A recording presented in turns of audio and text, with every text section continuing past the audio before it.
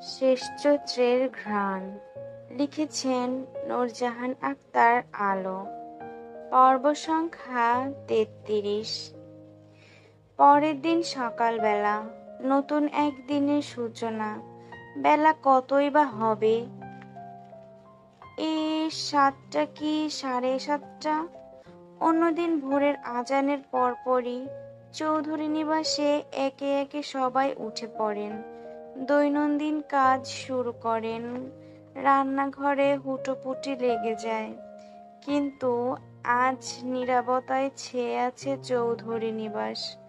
ভোরের দিকে বাড়ি ফেরায় কেউ উঠতে পারেনি, তবে একজন মানুষ ঘুমানো তো দূর, স্থির হয়ে বসতে অবধি পারেননি। বুকের ভেতরটা আফসোসে দুমড়ে মুচড়ে যাচ্ছে ওনার। নামাজে বসে অঝরে কেঁদেছেন, বুকটা যেন তীব্র যন্ত্রণায় কুঁকড়ে যাচ্ছে। সময়ের সঙ্গে পাল্লা দিয়ে দীর্ঘদিন চেপে রাখা আফসোস নতুন করে ক্ষত দগদগে করে তুলেছে। আর ওনার আফসোসের আরেক নাম ইয়াসির। হ্যাঁ, সত্যি সত্যি ওনার আফসোসের নাম ইয়াসির। আগে তার জন্য যতটা না আফসোস হতো, আজকে তার থেকেও বেশি হচ্ছে। বাবা তো দূর, নিজেকে ব্যর্থ একজন মানুষ বলে মনে হচ্ছে। ছেলে আজ ওনাকে বাবা বলে ডেকেছে, তাও প্রথমবার। তাও কেন বলেছে? কারণ উনি তার কষ্টের মাত্রা বাড়িয়ে দিয়েছে। শুধু শীতল কবুল বলার মুহূর্তে অসহায় চোখে বারবার তাকাচ্ছিল ছেলেটা। ছোট ছোট বাচ্চাদের মতো ঠোঁট কাঁপিয়ে কান্না আটকানোর চেষ্টা করছিল।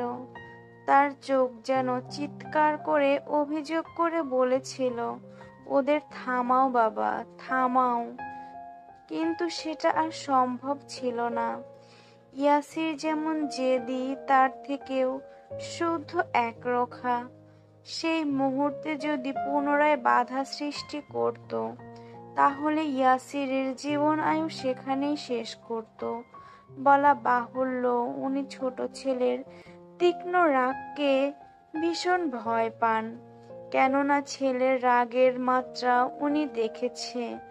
আর যেখানে অসুস্থ শীতল চাচ্ছিল, সেখানে কিছু করার ছিল না। আরেকটা কথা না বললেই নয়, সায়ন ওনার রক্ত নয়, তবে সায়নের ক্ষমতা নেই ওনাকে উচ্চ বাক্য করা, স্পর্ধা নেই ওনার মুখের ওপর না বলার, সবার সামনে ছোট করার। এজন্যই এত কিছুর পরও সায়নকে ধমকে ধামকে হলেও বাড়ি ফেরাতে পেরেছেন। কঠিন সত্য জেনেও বুঝতার সায়ন ভেঙে পড়ে ওনাকেও ভেঙে ফেলেনি, ছেড়ে দিয়ে বুকের ওপর পাথর তুলে দেয়নি। বলতে লজ্জা, সেই সায়নের মতো করে আজ ইচ্ছে করছিল ইয়াসিরকেও থামাতে। সেও তো ওনারই ছেলে, ইলিয়ানার দেওয়া শেষ আমানত। মন চাচ্ছিল মান অভিমান ঠিক বেঠিকের হিসাব ভুলে যেতে, ওনার ছেলে বলে সারা পৃথিবীর কাছে পরিচয় করাতে। আফসোসে ভরা বুকে পাপী ছেলেকে বুকে আগলে নিতে কষ্ট হতো না, একটুও হতো না। কিন্তু উনি জানেন ইয়াসির ওনার ডাক শুনতো না। লাগাম ছাড়া বাঁধনহারা ছেলেটা শুনলে আগেই শুনতো ওনার কথা, কিন্তু সে শোনেনি, বারবার পিছলে গেছে। মোদ্দা কথা, যে বাঁধনে বাঁধা পড়তে চায় না, তাকে কিভাবে বেঁধে রাখবেন? শেষ চেষ্টা হিসেবে স্বার্থপরের মতো ভেবেও ছিলেন শীতলের সাথে তার বিয়ে দিয়ে কাছে রেখে দিতে, তাকে ভালো পথে আনার সর্বশেষ সুযোগটুকু কাজে লাগাতে। এই ভেবে বলেছিলেন পাপাচার কমালে সে চৌধুরী নিবাসের সবচেয়ে সুন্দর ফুলটা দিবেন, কারণ ওনার মনের মতো শীতলের চঞ্চলতায় পারবে দুষ্টু রাজকুমারের পাথর মনে ফুল ফোটাতে, তার পাপের পথ আগলে ভালোর দিকে ফিরিয়ে আনতে। শীতলের মধ্যে এই আশ্চর্য জাদুকরী ক্ষমতা আছে, কিন্তু কে জানতো শুদ্ধ শীতল একে অপরকে পছন্দ করে। সেই পছন্দের মাঝে সীমাবদ্ধ নেই, সকলের দৃষ্টির আড়ালে দিনকে দিন সেটা ভালোবাসার রূপ নিয়েছে। এ কথা তো উনি জানতেনও না। জানলে অবশ্য ভুলেও ইয়াসিরকে কথা দিত না।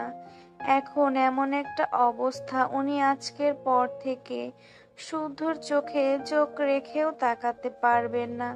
ছেলেটা হয়তো ওনাকে জঘন্য বাবা বলে মনে মনে ঘোষণা করেছে, করাটা স্বাভাবিক।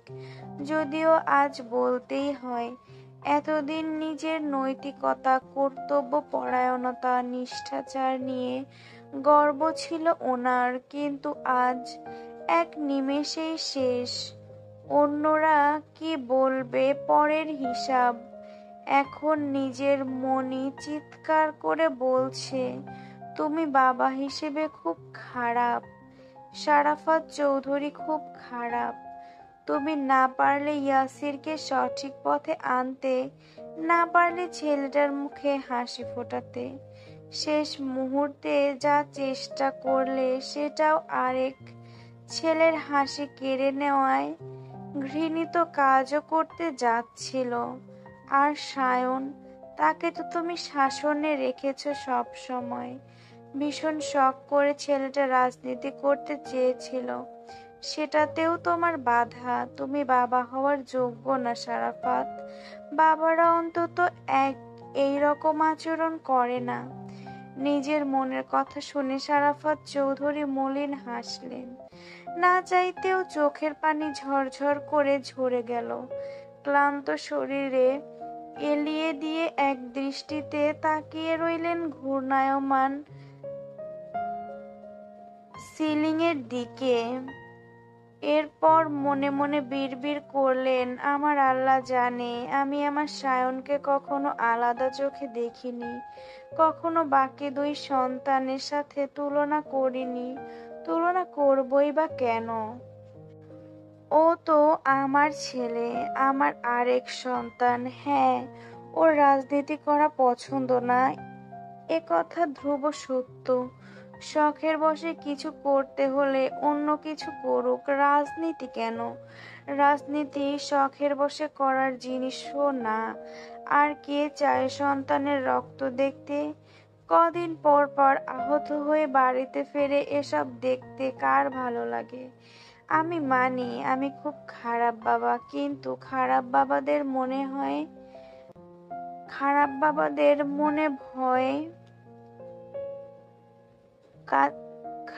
বাবাদের মনে ভয় হয়, সন্তান হারানোর ভয়, ছেলের লাশ কাঁধে নেওয়ার ভয়। সেক্ষেত্রে আমি খারাপ বাবা, খারাপই থাকবো।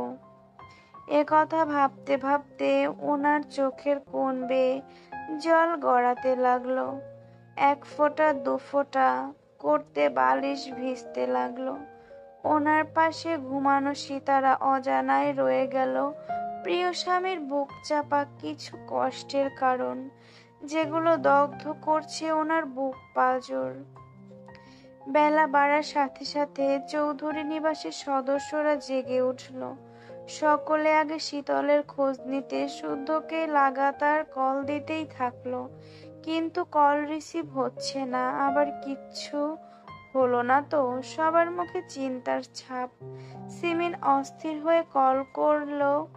কল দিতে দিতে কলটা কেটে যাবে সেই মুহূর্তে কল রিসিভ হলো। উনি চিন্তিত সুরে হ্যালো বলার আগে শীতলের কণ্ঠ শোনা গেল। হ্যাঁ, হ্যালো আম্মু। শীতল, কেমন আছিস মা? শরীর ঠিক আছে? শুদ্ধ কই? কল ধরছে না কেন ছেলেটা?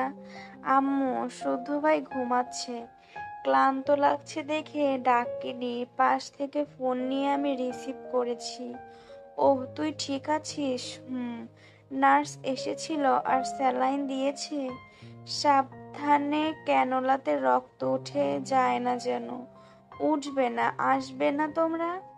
এই তো সকালের নাস্তা বানিয়েই যাব আমি।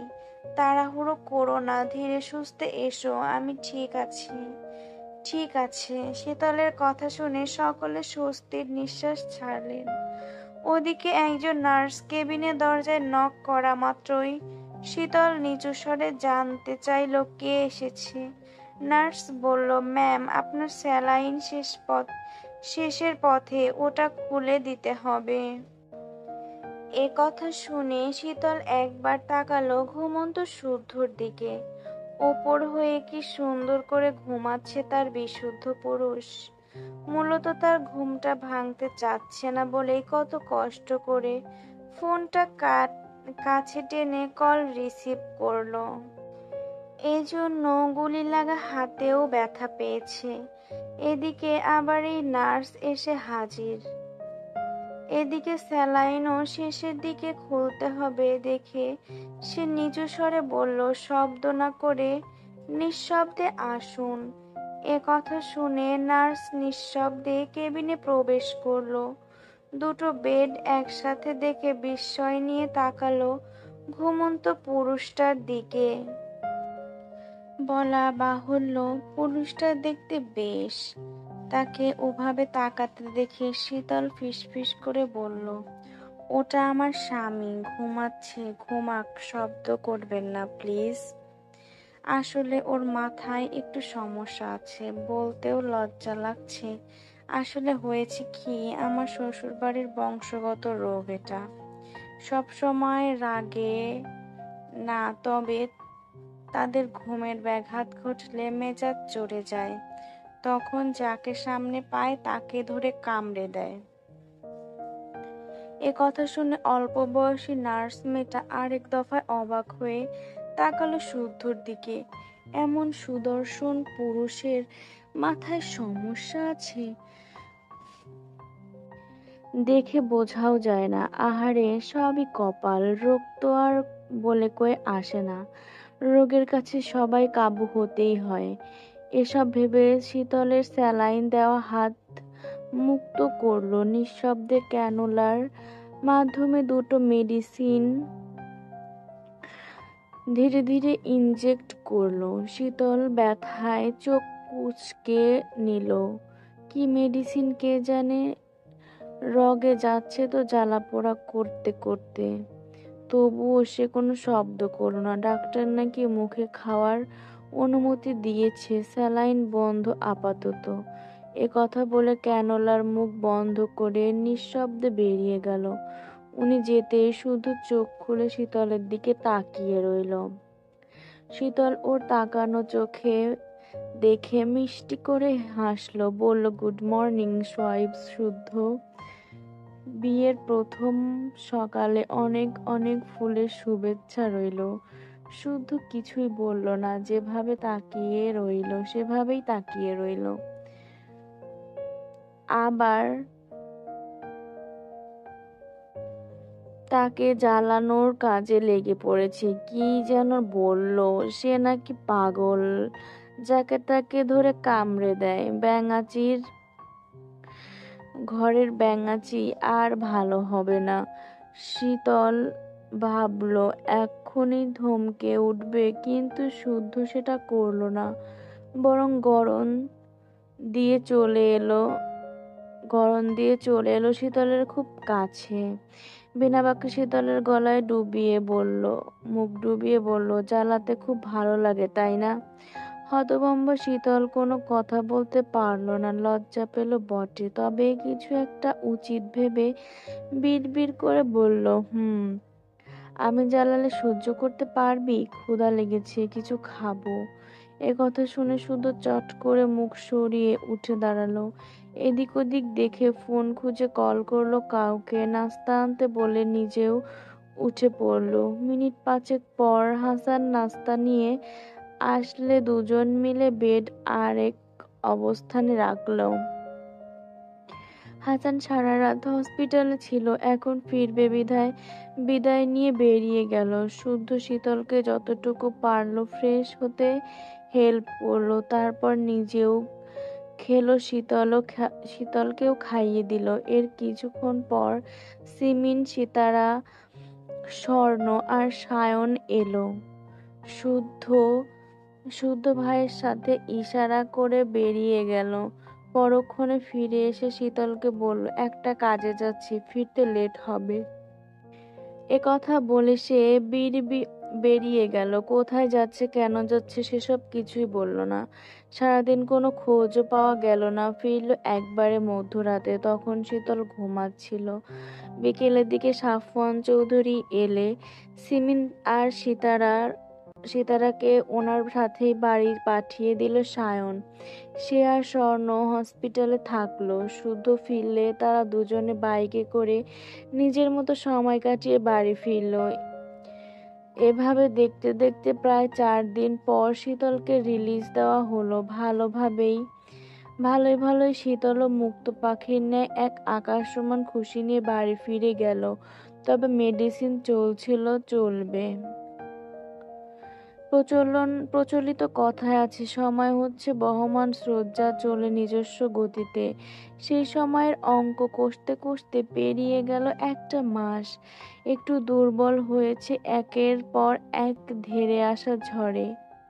মলিন হয়েছে হারানো কিছু ব্যথা, কিছু সত্য উন্মোচিত হয়েও বন্ধন হয়েছে আরো দৃঢ়। বলা বাহুল্য, এই 1 মাসে পূর্বের মতো চাঙ্গা হয়ে উঠেছে চৌধুরী নিবাস। মুছে গেছে তামাশার গ্লানি। স্মৃতির পাতায় যত্নে অযত্নে বন্দী হয়েছে কিছু মিষ্টি মুহূর্ত ও কিছু তিক্ত অভিজ্ঞতা। এখন চৌধুরী নিবাসও খুনসুটিতে মুখরিত। রুটিন মাফিক সবাইকে ব্যস্ত হতে হয়েছে দৈনন্দিন কাজে। তবে শীতল বাড়ি ফেরা পর শুদ্ধকে বাড়িতে খুব কম সময় পেয়েছে। সে কখন আসে কখন যায় বলা মুশকিল। তার কিসের এত ব্যস্ততা কে জানে। সারাদিন কোথায় যায় কি করে তাও বলে না। খুব জোর করলে মলিন হেসে বলে, দোয়া করো যা হারিয়েছি সব যেন ফিরে পাই। আমার কষ্টের ফল যেন আমার কাছে ফিরে আসে। তার কঠিন কঠিন কথার মানে কিছু বোঝে না সে। তাকে ড্যাব ড্যাব করে তাকিয়ে থাকতে দেখে শুদ্ধ হাসে। আসলে ল্যাবে চুরি হওয়ার কথা সে কাউকে জানায়নি। কি দরকার শুধু শুধু দুশ্চিন্তা করবে। চিন্তা করে তো লাভ কিছুই হবে না। চুরি হওয়া সেই ল্যাব বন্ধ করে দিয়েছে। চোর যখন একবার গেরস্তের বাড়িতে চুরি করা সুযোগ পায়, তখন সে বারবার ফিরে আসে। নিজে না আসলেও অন্যকে পাঠায় কাজ উসুল করতে। আর এই সুযোগ কাউকে দেওয়া যাবে না। এরপর সে ওই ল্যাব কি করেছে সায়ন আর তার ফ্রেন্ডরা ছাড়া কেউ জানে না। আজও সারাদিন পেরিয়ে রাতে ফিরল শুদ্ধ। সবার সাথে ডিনার সারলো। শীতল অভিমানী চোখে কয়েকবার তাকালেও কিছু বলেনি শুদ্ধ। আর তাদের বিয়ে হওয়ার পরও এক রুমে থাকা না থাকা নিয়ে কেউ কিছু বলেওনি। ওদের মর্জির উপরে ছেড়ে দেওয়া হয়েছে। কেন জানি শুদ্ধ শীতলকে তার রুমে থাকার আহ্বান জানায়নি। অগত্যা পূর্বের যেমন ছিল এখনো তেমন চলছে। তবে কয়েকদিনে শীতলের মতো অভিমান এখানে শীতলের মনে বড্ড অভিমান জমেছে। কেন জানি মনে হচ্ছে শুধু তাকে ইগনোর করছে। নয়তো এত কিসের কাজ তার। একটু সময় দিলে কি হয়। আগের কথা এখনকার কথা কি এক নাকি? এখন মনে রাখা উচিত না তার ঘরেও একটা বউ আছে। বউ তাকে ভীষণ মিস করে, সঙ্গ চায়, জ্বালাতে চায়, অহেতুক বকবক করে কান মাথা ঝালাপালা করে দিতে চায়। তা না, খালি কাজ আর কাজ। এসব নানান কথা ভেবে রাতে খেয়ে শীতল মলিন মুখে উপরে যাচ্ছিল। তখন সিতারা তাকে দাঁড় করিয়ে বলল, শীতল, উপরে যাচ্ছিস মা? কিছু বলবে বড় মা? খেতে বসে দেখলাম শুদ্ধ বারবার কপালে হাত দিচ্ছে। ছেলেটার মাথা ব্যথা করছে বোধহয়। কফি করে দিচ্ছি, ওর রুমে পৌঁছে দিস তো মা। দাও। কথা বললে সে পাশে এসে সিতারার পাশে দাঁড়ালো। সীতা আর চোখে শীতলকে একবার দেখে গলা খাকারি দিয়ে বলল, কাজের চাপ বেড়েছে তাই সময় দিতে পারছে না। কষ্ট পাস না মা। এ কথা শুনে শীতল ধরা গলায় অন্যদিকে তাকিয়ে বলল, কিন্তু কষ্ট হচ্ছে বড় মা। তোমার ছেলে ইচ্ছে করে আমাকে ইগনোর করছে। কেন করছে জিজ্ঞাসা করেছিস? না, গিয়ে জিজ্ঞাসা কর। এ কথা বলে সীতারা শীতলের হাতে কফির মগ ধরিয়ে দিলে শীতল যাওয়ার জন্য পা বাড়াতে সীতারা তাকে ধরে থামিয়ে দিল। গলা খাকারি দিয়ে আমতা আমতা করে বলল, আগে তো শাড়ি টাড়ি পরতি, এখন পরিস না কেন? শাড়ি পরলে তোকে কিন্তু ভালোই লাগে। কফি ঠান্ডা হয়ে গেলে খ্যাচ খ্যাচ করবে, দিয়ে আসি যা। এ কথা বলে শীতল মুখ ভোতা করে চলে গেল। সীতারা স্বর্ণকে ইশারায় কাছে ডেকে কিছু বলে তাকে দ্রুত উপরে পাঠিয়ে দিল। স্বর্ণ দ্রুত পায়ে গিয়ে শীতলের হাত থেকে কফির মগটা নিয়ে তাকে রুমে যেতে বলল। শীতল ধরা গলায় বলল, আমি দিয়ে আসি না আপু, প্লিজ আমাকে দাও। তুই আমার রুমে যা, আমি আসছি। এ কথা বলে স্বর্ণ শুদ্ধকে কফি দিয়ে শীতলকে লাল ও কালো মিশেলে জর্জেট শাড়ি পরিয়ে সাজিয়ে দিল। লম্বা চুলগুলো ছেড়ে দিল, টানা টানা চোখ কাজল দিয়ে দিল, হাতে দিল এক গোছা লাল ও কালো মিশেলে চুড়ি, কপালে ছোট সাদা পাথরের টিপ। তারপর বোনকে ধরে শুদ্ধ রুমের সামনে দরজায় দাঁড়িয়ে নক করে দ্রুত পায়ে সরে গেল। শীতল এতক্ষণ হতভম্ব হয়ে তাকিয়ে দেখছিল বোনের কাহিনী। যখন সে বুঝলো ততক্ষণে শুদ্ধর দরজা খুলে ভ্রু কুচকে তাকিয়ে আছে।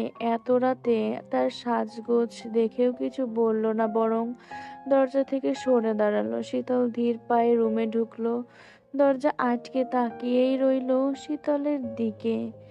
এগিয়ে এসে দাঁড়ালো শীতলের মুখোমুখি। সে কিছু বলছে দেখে শীতলই আমতা আমতা করে বলল, সে কিছু বলছে না দেখে শীতলই আমতা আমতা করে বলল, এভাবে তাকিয়ে আছেন কেন শুদ্ধ ভাই? আমার মুখে কি কিছু লেগে আছে? দেখি সরুন, যেতে দিন আমায়। কম্পিত সুরে বলা শীতলের কথাটা শুনল শুদ্ধ, তবে তার মধ্যে কোনো ভাবান্তর দেখা গেল না। বরং বরং সে হিমশীতল চাহনিতে পকেটে হাত গুজে এগিয়ে এলো দেওয়ালের সাথে সিটিয়ে দাঁড়িয়ে থাকা শীতলের দিকে। হাত রাখলো শীতলের কান বরাবর, যেন কোনোভাবে পালাতে না পারে। তার মতিগতি বুঝে শীতলের গাল দুটো লাল বর্ণ ধারণ করলো। জীবনে কম সিনেমা তো আর দেখেনি, তবে কিছু একটা আন্দাজ করে তার গলা শুকিয়ে এলো, হাতে তালু ঘামতে থাকলো। এর আগে সেই শুদ্ধকে জড়িয়ে ধরেছে, কানের নিচে চুমু খেয়ে ভালোবাসার আবদার জুড়েছে, ঘুমন্ত শুদ্ধর বুকে মাথা রেখেছে, বুকে নাক ডুবিয়ে তার শরীরের ঘ্রাণও নিয়েছে। কিন্তু শুদ্ধ কখনোই তাকে অযাচিত স্পর্শ করেনি, যা করেছে সীমাবদ্ধতা রেখে। গলা শুকিয়ে এলো, হাতের তালু ঘামতে থাকলো। এর আগে সেই শুদ্ধকে জড়িয়ে ধরেছে, কানের নিচে চুমু খেয়ে ভালোবাসার আবদার জুড়েছে, ঘুমন্ত শুদ্ধর বুকে মাথা রেখেছে, বুকে নাক ডুবিয়ে তার শরীরের ঘ্রাণ নিয়েছে। কিন্তু শুদ্ধ কখনোই তাকে অযাচিত স্পর্শ করেনি, যা করেছে সীমাবদ্ধতা রেখে, এবং তাতে তার নোংরা কি গা ঘিন ঘিনে অনুভব হয়নি। আজকে হঠাৎ তার এমন রূপ দেখে যার পরনায় বিস্মিত শীতল। যেতেও দিচ্ছেন, আবার কিছু বলছেও না দেখে পুনরায় বলল, রুমে যাব কেন? ঘুমাবো। তাহলে এলি কেন? আমি কি ডেকেছি? ভুল করেছি, আর আসবো না। এ কথা বলে যেতে গেলে শুদ্ধ ওর পথ আটকে দাঁড়ালো। পাশ কাটিয়ে যেতে গেলে পুনরায় পথ আটকালো। বেশ কয়েকবার একই কাজ করাতে শীতল অধৈর্য হয়ে বলল, শুধু শুধু দাঁড় করিয়ে রেখেছেন কেন? সরুন না, যেতে দিন প্লিজ। শুধু শুধু না তো। তবে শুধু ফিচেল হাসলো। তার চঞ্চল অভিলাষী তার নিষিদ্ধ অভিলাষ বুঝেও না বুঝার ভান করে ভান করছে দেখে মজা পেল। লজ্জায় রাঙা লাল গাল দুটো থেকে দৃষ্টি সরিয়ে এসে ঠোঁটের দিকে এক দৃষ্টিতে তাকিয়ে থমথমে সুরে বলল, প্রতিশোধ নিতে। কিসের প্রতিশোধ? সময় সময়ে আমাকে জড়িয়ে ধরার প্রতিশোধ, কানের নিচে চুমু খাওয়ার প্রতিশোধ, কানের নিচে চুমু খাওয়ার প্রতিশোধ, বুকে মুখ ডোবানোর প্রতিশোধ। মোদ্দা কথা, আমার সঙ্গে যখন যা করেছিস আমিও এখন সেসবের প্রতিশোধ নিব। প্রস্তুত হন ওয়াইফি। বিশুদ্ধ পুরুষের মুখে এমন অশুদ্ধ কথা শুনে শীতল হতবাক হয়ে গেল। মুখ কাচুমাচু করে পালানোর পথ খুঁজল।